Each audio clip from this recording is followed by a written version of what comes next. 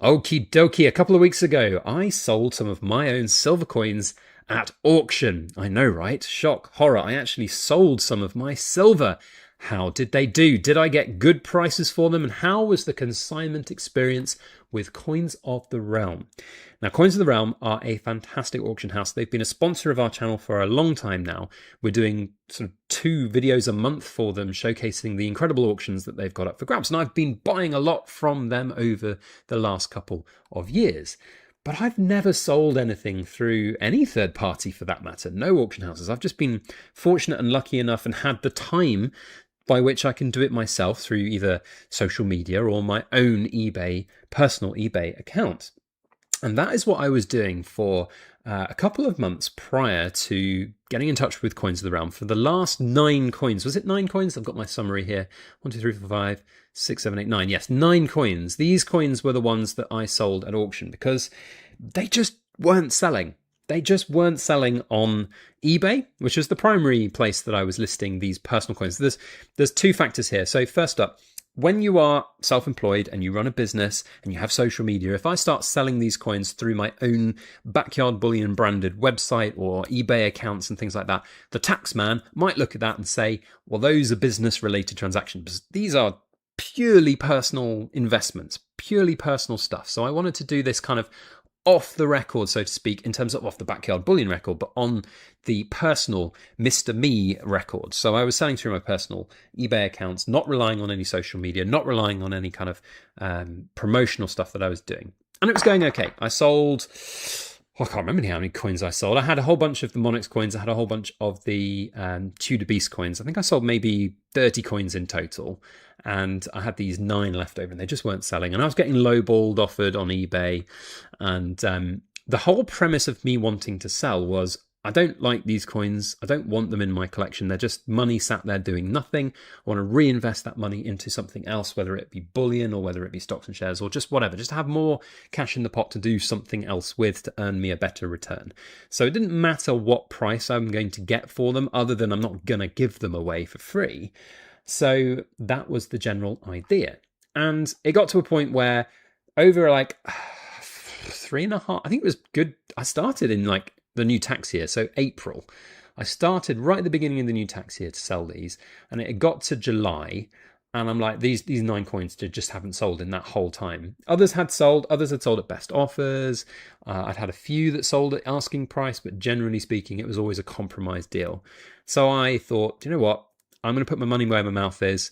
I've actually got in my drop down dead book Coins of the Realm listed for Mrs. Backyard Bullion as a place to take proof coins and other coins should I drop down dead, shuffle off that mortal coil unexpectedly, because you don't want to take expensive, valuable proof coins with high premiums into a bullion dealer. They'll give you spot or scrap price for it, and that's just not right. So I thought I'd give them a try. So this is my experience of consigning with Coins of the Realm. Now, before we dive in and full rundown of that experience, I will just say they're a fantastic company. And if you want to consign, there are links in the description box below to their website and the contact details for Louise, who is your first point of contact, to get some information. And that's what I did. So I decided to just get in touch with them and say, hey, look, I know we've been doing promo work for the Backyard Bullion side of things, but I also want to sell some coins. So what do you think? Can you help? And right off the bat, they were really, really helpful. So the first step is to email. So I emailed Louise and said, hey, I've got some coins for sale. Do you have a process? What's the process? I'm new to this. And a really, really quick reply came back, which was fantastic. You want something that's prompt. You don't want to just send something off. And, this was in the midst of, I can imagine, one of their really, really busy weeks. So the way that they tend to work is they'll have their auction. So if we have a look at their upcoming auctions, if we go back to their homepage, so you'll see what they tend to do. We just had an auction end last weekend. They've got another one starting on Monday the 10th. So this week, where there isn't an active live auction, they're busy packaging up and sending up and chasing for payment all 100+ lots of the other one. So this was in that time period. So you can imagine, like, they're busy, yet they still responded very quickly, which is great. So I had a quick reply, and it was just a quick reply of, brilliant, thanks for your inquiry. if you could just provide a full rundown of all the coins and their names and your expected values that you would like to achieve. And that's a really good first step, because managing expectations, let me tell you, as somebody who's done consignment sales and somebody who's worked with third parties to actually try and sell stuff for people, that's the biggest barrier, people's own expectations. And for me, it was, as I said, just about getting stuff sold rather than actually me wanting to get like £300 a coin, because that's just not realistic. You know, some of these coins in here, we can see this £85 coin actually went higher than I thought it was going to, quite frankly. It's one of the ugliest coins in the world ever made, literally with the sunshine shining out of the proverbial backside. And that's not to derogate this northern part of the United Kingdom, but it's the backside of this particular effigy of Britannia. Whoever came up with that design needs shooting, quite frankly, because it's not a pleasant design. Anyway, right, enough aside.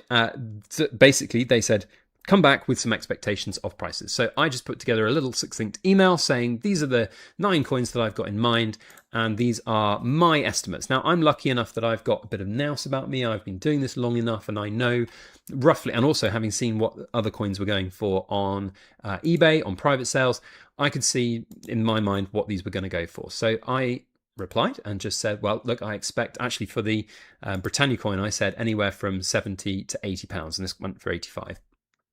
For the Monix 1 ounce coins, I said I estimate 90 to 100. That's pretty much bang on where they went. We've got some at 100, couple over, and then we've got the Tudor Beast coins, which I said I thought 100 to 120 depending on the coin, and then the 2 ounces I thought would be about 160 to 200 depending on the coin. That was like general estimates, and Louise came back again promptly and said, great, those are fantastic. She advised on the fee structure for these, which would be 10% of the sellers, the hammer's price, so 10% sellers fees, which is incredibly good, by the way. And there's no buyer's premium as well. I've said before in other videos, when you're confronted with an auction and there are sellers and buyer's fees, yes, the buyers pay the buyer's fees directly to the auction house, but ultimately the seller pays for them, in that they are not going to get to the highest price that they could, because the buyer's going to factor it in. It's very difficult to explain, but ultimately, if we take an example of a spot price gold coin, if the spot price is £3,000 for that 1 ounce gold coin, and there's a 10% buyer's premium, then the buyer will factor that in. So they won't bid more than 2,000, whatever 10% underneath that would be, like 2,800 and something or other, 200,820 pounds, whatever it is. You add the 10% on top, gets you £3,000. So that means that you get less money because the buyer's factoring it in. Now, for certain proof coins, that's not a massive problem, because ultimately the premium will cover all of those. But for items like this, it just wouldn't. So the fact that they don't have a buyer's premium is incredible, and 10% seller's fees is great. So that was it, job done. I was very happy to proceed with that. They provided a set of the terms and conditions documents for me to go through and have a look, which was super easy to get through. It's a concise document. It's a long document, but there are parts in it that are really easy to read and concise, and done. Brilliant. Send the coins in to their PO box address through Royal Mail Special Delivery. They actually have as well a courier service that they can offer for super high is not a word, super high value coins. So if there was a particular coin that you had that was above the Royal Mail Special Delivery, you do pay for that service outside of the fee, or in the fees when you sell the coin at the far end. And it's not very expensive though. It's like, I don't want to quote a specific price, but I think it was between 10 and 20 quid for the coin, depending on the value of it. So really quite competitive, basically the same price as special delivery, but it's insured, which is great. And then they get the coins. So overall, I'm going to give them a 9.5 out of 10. The only reason I'm not giving them a half point more is, and you can understand why, because they're going to get like hundreds of things come in. There wasn't a online platform by which I can track the progress of like this whole thing. So perhaps that's something for them to develop in the future, but at the same time, that's quite a laborious thing to do when something works. And I get it, because I could do the same thing with like my Buyers Club. I could put together a full online platform for this. It would take loads of money and energy to do. But the only thing is, like, I just manually checked whether the tracking number had been received. Great. And then a couple of days later, I got an email from them to say, all received, all great, all processed. The auction will be going live on X date, blah, blah, blah. So it's not a problem. I'm docking them half a point because they haven't got a £1 million sophisticated customer relationship management system. I think that's probably a little bit harsh feedback, but that's the only thing that I would say. And I don't think many auction houses have that anyway. So, it is what it is. So then the auction itself comes along, and the auction ran, I can't remember the exact date, it would have been a week before 26th of July, and it ended on 26th of July at 7 p.m. The coins themselves had bids prior to the auction live time, or the auction sort of live bidding. And at the end, there were a couple of bids on some of the coins that came through in that live bidding auction. But most of these coins, because they're lower value on the curve and they have kind of a defined expectation of where people are going to bid for them, they got what they got. And this is then what I received. So the auction ended July 26th.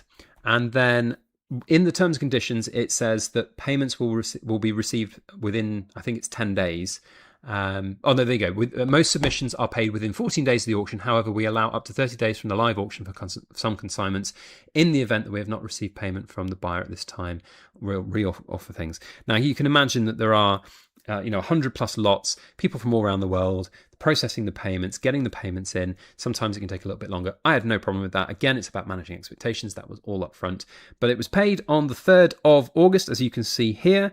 So the subtotal there, £1,055. There is the 10% to take off that as well. So 1,055 times 0.9. I got £949.50 into my bank account, which is fantastic.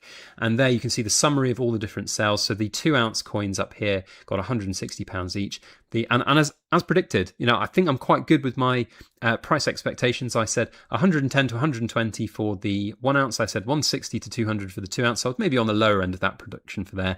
The Monarch series, I said 90 to 100 pounds, and this one down here, I said 75 to 80 pounds. So I thought I was pretty bang on with that. But to get the payment in on the 3rd of August, which was just 1 week after the auction closed, so they had that whole week to process it. Obviously, 9 individual buyers. I don't know if they were all individual or not. You don't know, and you don't find out who the individual buyers were. But 9 different auction lots, all paid for, all done, money in the bank, done. So that's great for me, because there's another element here that I haven't talked about. And if you're still watching to the back end of this absolutely long ramble, then thank you, because you guys are absolutely awesome and cool. But the time that I saved doing this through them is great, because these coins had been up on my personal eBay account for 3 months and they hadn't sold. And in fact, so here's the thing that I'm going to talk about eBay. eBay is a good platform to sell if the coin is in demand. If the coin's not in demand, you have to put it on a promoted listing, realistically, to even get it any kind of exposure for sale. And if you do that, then you're paying like usually 10, 12, 13%. And then there's VAT on top of that. So it's actually closer to like 15, 16% of fees. And then the buyer is paying a buyer's fee, which they factor in as well. So when you sell a coin, and I sold a Monarchs coin on there. I think I sold it for like 120 quid, but it was a promoted listing. So I had to pay like the 15%, 16% on that. Then there was the buyer's fee factored in. So all in, when I got it, and the postage comes off as well, all in when I paid or was paid from eBay, 120 turned into like £90. And that's ridiculous. So the comparison there is stark. And for me, it was about just getting something sold, having that price that was acceptable to move that money into something else. Job done. The best thing, though, is the transparency and cleanliness of the transactions for me, because, as I said, I don't want this to be entangled with the Backyard Bullion business side of things. I don't want it to go through my Backyard Bullion eBay account, because that's not a business transaction. These are personal private investments, and I did not want it to be confused if HMRC ever get in touch. And HMRC would potentially want that information, because they get eBay records. Now, I don't believe that Coins of the Realm are required to send this data off to HMRC, but you can imagine that at some point HMRC might get my bank records, or they probably have, and they would see a £949.50 payment in from Coins of the Realm. They'd be like, hang on a minute, what was that? And then from a CGT perspective, all of these are CGT exempt, so don't have to worry about it. But having the records is really important. So I've now got this beautiful invoice, which has got all the information on it, and job done. And that's the best thing. That is the best thing for me. So if you've got coins that you want to sell, we're going to wrap up now, I promise. We've been rambling on long enough. If you've got coins you want to sell, I can wholeheartedly recommend Coins of the Realm as the place to sell. They're great. The process was easy and simple. End to end, it was pretty much bang on a calendar month from my inquiry. It could have been shorter because I inquired just at the start of a previous auction, so we had to wait for that one to finish before it could go live. But theoretically, you could get this done in a sort of small enough turnaround of about 3 weeks, I reckon, if you timed it right. But generally speaking, about a month from inquiry to money in the bank. Job done. Great. 9.5 out of 10, other than the £1 million customer relationship management platform to see. That's all. But you know what? We can let them off that one. So from my perspective, job well done to Coins of the Realm. Massive thank you to them for their ongoing support and sponsorship of our channel. We've got other news to share from Coins of the Realm in the near future, which is really exciting, and it is to do with their grading. So I'll be sharing that in a different video at some point, but we're partnering with them, which is going to be really exciting, and hopefully people will be interested in it. So for more information on that, make sure you subscribe and follow, and go and check out Coins of the Realm Auction House. Links in the description box below. That's it from me. Thanks for watching and listening. We'll see you on the next video.